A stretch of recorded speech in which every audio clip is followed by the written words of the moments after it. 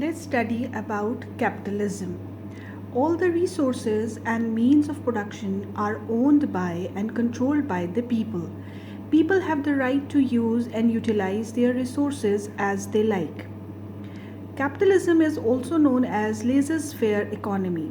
It means there is no need of government to make decisions, no government intervention. Market forces decides freedom to produce goods. People have the right to produce, sell goods and services with the resources owned by them. This system operates under the miracle of consumer sovereignty. System of private property. All the resources and properties are owned by private people, not government. People have the right to use their property as they like. It is also known as a system of self interest. As this system is based on individuals, so it operates under the motive of self interest. Each economic system's unit attempts to do what is best for itself. Motive of consumer is to maximize his satisfaction by spending less, and motive of producer is to maximize profits and minimize losses. Owner of land or capital will sell at high price or to the person who pays more.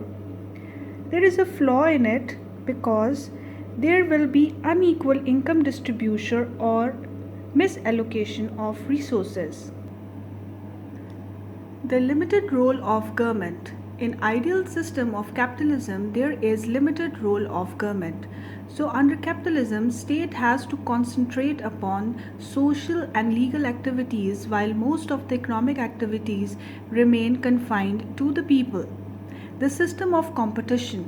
Perfect competition is the basic force in capitalism. For example, some producers are making abnormal profits in an industry.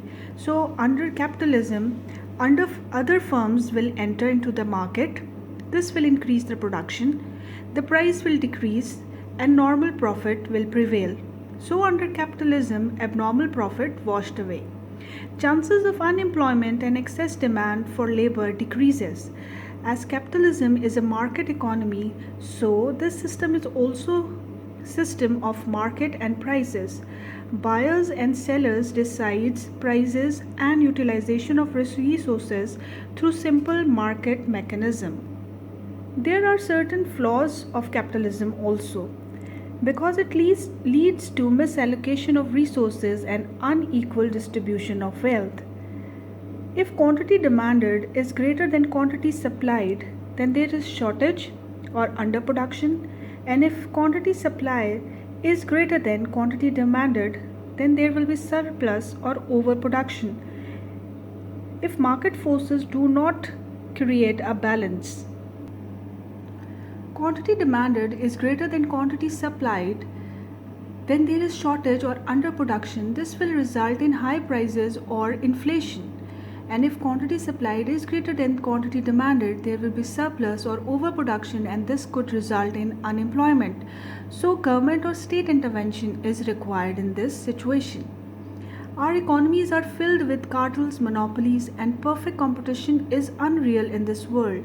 So, abnormal profits are prevailing, and markets are hardly merciful to the poor. Price is not a suitable criteria for running an economy, as it is distorted due to monopolies, artificial shortages, lack of market information. So, resources cannot be optimally allocated due to these market imperfections on the basis of just price mechanism. Less public works. Nobody likes to provide welfare as there are no or normal monetary rewards under capitalistic economy.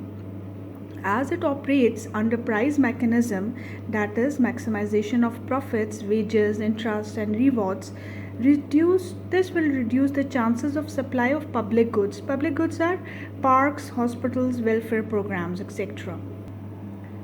In certain cases, private persons fail to start big projects like construction of dams, powerhouses, hospitals and universities, etc. So state or government intervention become necessary. Capitalism also widens the gap between haves and have-nots. Because of these reasons, pure capitalistic economy cannot retain itself. So in order to maintain a balance, the capitalistic world is having mixed economies or mixed economic system. a mixture of capitalism and state intervention.